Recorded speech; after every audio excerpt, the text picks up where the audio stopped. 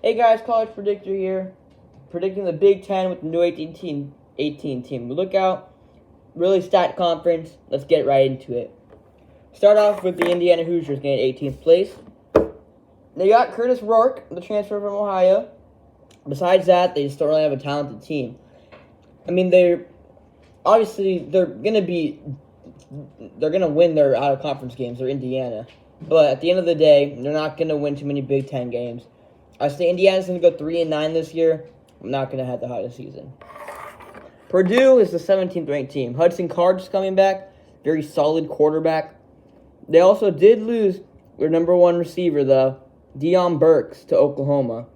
So they don't really have that much power in the skill positions on their team. They're going to have a tough path if they want to even make a bowl game at that rate. All right.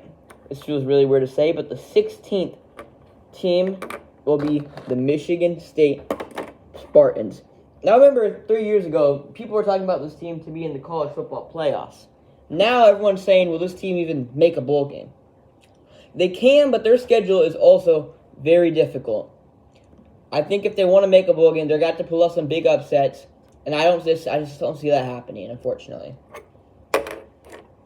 All right, the 15th team in this conference will be the Illinois Fighting Illini. Now, Illinois is a decent team. They're a basketball school, but their football is decent. They're getting better as we speak. They do have a hard out-of-conference game against Kansas on week 2. Not the best game to play. They have easy besides that. They got Central Michigan and Eastern Illinois. Roster-wise, they have Luke Altmaier, who's a very solid quarterback. Nothing too crazy, but he'll get the job done. They also have nothing too crazy at wide receiver. So, another team where the quarterback kind of stands out, but everything else is a little bit weaker. All right. After the Illinois Fighting Illini, the 13th ranked team will be the UCLA Bruins, the new Big Ten teams. First one on this list. I just don't think they have it. DTR is gone. All their good players are gone, like Leitu Latu. All gone. I mean, who's licked on the roster? Not too many people. And not to mention, they got to play LSU on the road as an out-of-conference game.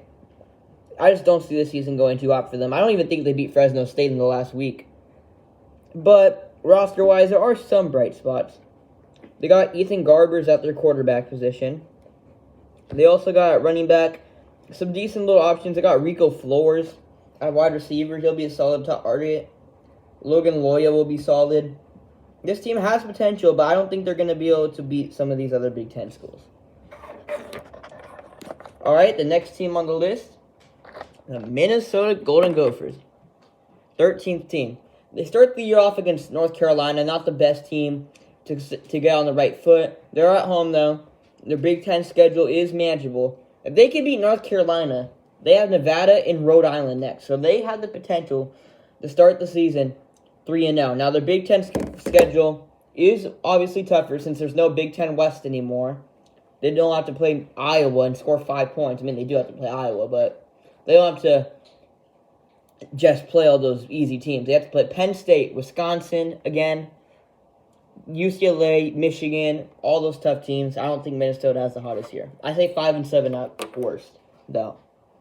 All right, next team on deck, the USC Trojans. Now, a lot of people have these guys in their top 5 in the Big Ten. Without Caleb Williams, Brennan Rice, Mario Williams, I mean, their best receiver is Zachariah Branch, who is a beast, not saying he's bad, but after that, there's literally no one. Miller Moss, he hasn't proven himself too much yet. Yes, he had a great bowl game showing, but another option for them would be Jaden Mavia, the UNLV transfer who went on a roll when he was at UNLV his freshman year. Not too many options at running back.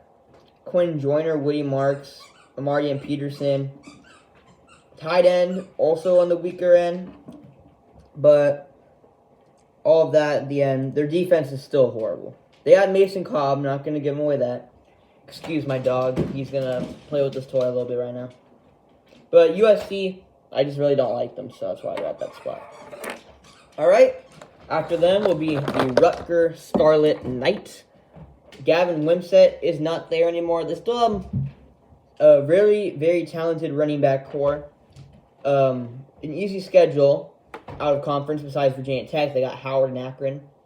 But like I said right before that, their running back, Kyle Monagai, will have to carry this team. They're going to have Athan Kalakamanis from Minnesota as their quarterback. Obviously, receivers aren't going to be the strongest, like always Rutgers. They're a running-heavy team, and Kalamanis is a very good running quarterback. So I think Rutgers can make a bowl game. They're going to have to establish the ground game, however. All right, next team up will be the Maryland Terrapins. Now, Maryland's a very consistent team. They're always in that 6-6 to 8-4 range. They have a lot of 7-5 seasons. You can see my dog's paws right there. He's trying to bite my Big Ten baseball. Kramer, stop. All right. They have UConn week 1. They got to play Virginia. So their out-of-conference schedule is very easy with Villanova as their third game. But they have to go at number 3 Oregon and at number 8 Penn State. So they're going to drop a couple Big Ten games. I think this is a 8-4, potentially a 9-3 team if they can play their cards right. Like always, they have a solid roster. I think Billy Edwards will probably get the start at quarterback. There's a bunch of good running backs out there for them. Receivers are pretty solid. Tight ends, decent. This team is a bunch of solid everywhere. No one's really a star, but no one's a bust. Like, everyone is good. All right, top 9. Number 9, Nebraska Cornhuskers. We all know about the Dylan Raiola, Patrick Mahomes stuff. I think Dylan Raiola is going to be a great quarterback. He's going to have some struggles when he has to play some real tests, like his first road. I think his first road game will be really rough when he has to go on the road at Purdue. Purdue's not the best team, but he's never had to experience a road atmosphere with them yet. And obviously, they're going to drop some games. They have to play at Iowa, at Ohio State. Nebraska has the potential to go 5-7, all the way up to like 10-2. I think they're going to go 8-4. Nebraska's on their way back. All right, we got the top 8. Number 8 team will be the Northwestern Wildcats, a dark horse. Remembering Northwestern seasons the last couple of years, they have not been great. Their Big Ten schedule, however, is not the toughest. They got Illinois, Purdue, Wisconsin at home, Washington, Indiana, Maryland, and then they have Michigan, Ohio State. They're going to drop those games, but Northwestern is a team capable of going 8-4, 9-3, 7-5. They're going to make a bowl game. They're going to get some big recruits. They're going to be better soon. Not playoff good. I won't say that.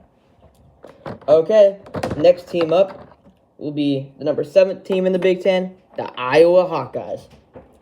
Listen, their defense is still going to be amazing. They have great linebacker talent, great DB talent, even though Cooper DeJean's gone. Like I said, their linebackers probably going to have to be the core of their defense. Obviously, Jay Higgins, Nick Jackson, all stands out. On offense, I mean, what does stand out? Besides their tight end, Luke Lachey. He's going to be the kind of the guinea pig that has to do all the heavy lifting. They still have Cade McNamara, where you kind of forget that he is used to play at Michigan and led them to the playoffs. But Marco Lane's a freshman quarterback, is a great backup option. They got Brendan Sullivan from Northwestern, Caleb Johnson at running back. This offense is looking better than it ever has, and they're still only going to put 14 points per game. But Iowa, I think they go 9-3. All right, every team from here on out has the potential to win the whole conference. Number 6, the Washington Huskies. Just came off a national championship loss, but they did lose just about everyone. They lost their best defensive player, Braylon Trice, their best receiver in Roma Dunze, their quarterback in Michael Penix, who almost won the Heisman, which is a big standout guy to lose. They still have plenty of talent on their team. They got Will Rogers from Mississippi State. Their running back's looking pretty good. They got Jonah Coleman. Wide receivers a little bit weaker. They got Jeremiah Hunter, however, from Cal. One of my favorite transfer receivers from the transfer portal. Was in full swing. Defense are still a little bit weak without the big guys. O-line will be good, though, however. So this team also has potential. They have a good kicker in Grady Gross. Just side note. Great punter in Jack McAllister. So, Washington, you're gonna struggle a little bit more, but I still think you are a playoff-capable team. You guys aren't going to make it, though. Number 5 team, will be the Wisconsin Badgers. Now, Jump Around have been pretty disappointing the last couple of years. They haven't won the big games that they've had to. And they're going to get a chance at home, week 3, against Alabama at home. They have Western Michigan, South Dakota before, that kind of a cakewalk game. Alabama, if they could beat Alabama, I think they're a playoff team, because after that, they have Oregon and Penn State as well. If they could go 2-3, 2 for 3, 2-1, whatever way you want to say it, against Oregon, Penn State, and Bama, Wisconsin will make the playoffs because they're not going to choke this year. Their team is too good for them to be losing games this year. They got Tyler Van Dyke from Miami.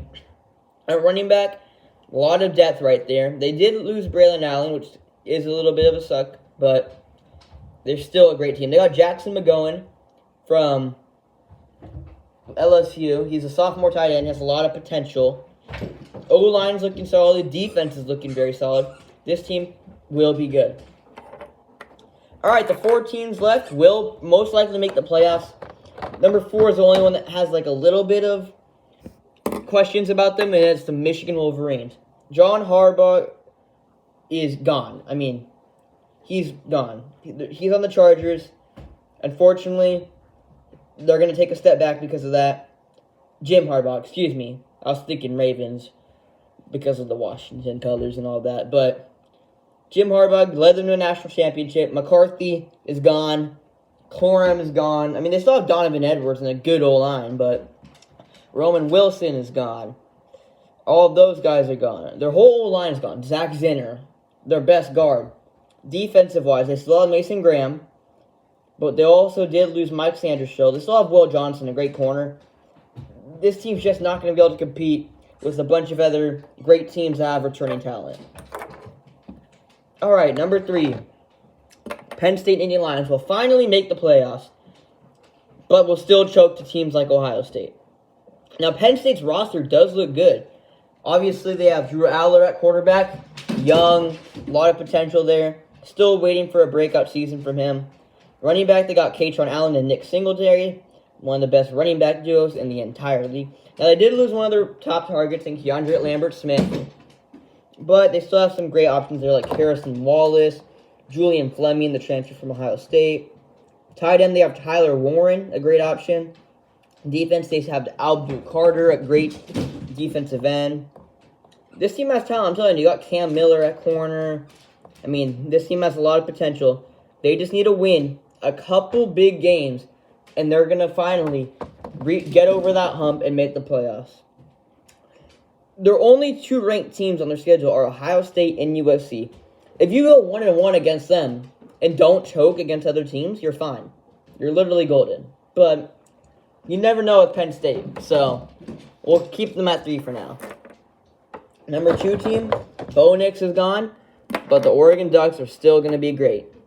Now, Oregon, one of the scariest, best-looking teams from the off-season transfer portal. They got Dylan Gabriel, a very talented quarterback. Did great at OU. So, he went from UCF to OU to Oregon, which is kind of an interesting path to go through. But, I mean, Bo Nix was a transfer from the South, so maybe he'll be as good as Bo Nix. Now, they also did got a lot of new talent at receiver and running back. Most notably, they still have depth at quarterback. I think that's the most important thing since Dylan Gabriel's not the best at staying healthy. They'll have Dante Moore, the transfer from UCLA, Austin Novosad, the freshman after being redshirted from last year. They're going to have Jordan James at running back, as well as Noah Winnington.